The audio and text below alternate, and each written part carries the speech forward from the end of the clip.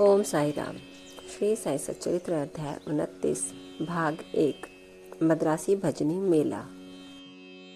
लगभग सन 1916 में एक मद्रासी भजन मंडली पवित्र काशी की तीर्थ यात्रा पर निकली। उस मंडली में एक पुरुष, उनकी स्त्री, पुत्री और साली थी। अभाग्यवश उनके नाम यहाँ नहीं दिए जा रहे हैं। मार्ग में कहीं उनको सुनने में आया कि अहमदनगर के कोपर गांव तालुके के शिरडी ग्राम में श्री साईं बाबा नामक एक महान संत रहते हैं जो बहुत दयालु और पहुँचे हुए हैं।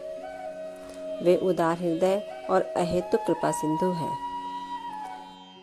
यदि कोई कलाकार वहां जाकर अपनी कला का प्रदर्शन करता है तो उसे भी पुरस्कार मिलता है। प्रतिदिन दक्षिणा में बाबा के पास बहुत रुपए इकट्ठा हो जाया करते थे। इन रुपयों में से वे नित्य 1 रुपया भक्त कोंडाजी की 3 वर्षीय कन्या अमनी को, किसी को 2 रुपये से 5 रुपये तक, 6 रुपये अमनी की माँ जमली को और 10 रुपये से 20 रुपये तक और कभी 50 रुपये भी अपनी इच्छा अनुसार अन्य भक्तों को दिया करते थे। यह सुनकर मंडली शिरडी आकर रुकी। मंडली बहुत सुंदर भजन और गायन किया करती थी, परंतु उनका भीतरी ध्येय तो द्रव्योपार्जन ही था। मंडली में 3 व्यक्ति तो बड़े ही लालची थे। केवल प्रधान स्त्री का ही स्वभाव इन लोगों में सर्वथा भिन्न था।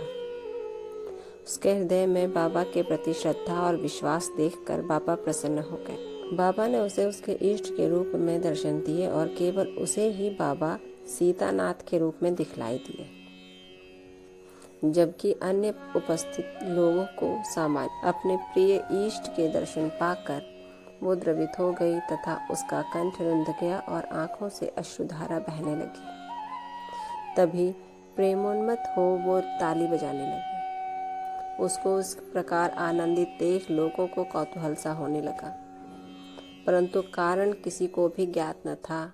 दोपहर के पश्चात उसने वो भेद अपने पति से प्रकट किया। बाबा के श्री राम स्वरूप में उसे कैसे दर्शन हुए इत्यादि उसने सब बताया। पति ने सोचा कि मेरी स्त्री बहुत भोली और भावुक है, अतः इसे राम का दर्शन होना एक मानसिक विकार के अतिरिक्त और कुछ भी नहीं है। उसने ऐसा कहकर उसकी उपेक्षा कर दी कि कहीं यह भी संभव हो सकता है कि केवल तुम्हें ही बाबा राम जी के रूप में दिखे हैं और अन्य लोगों को सदैव की भांति ही।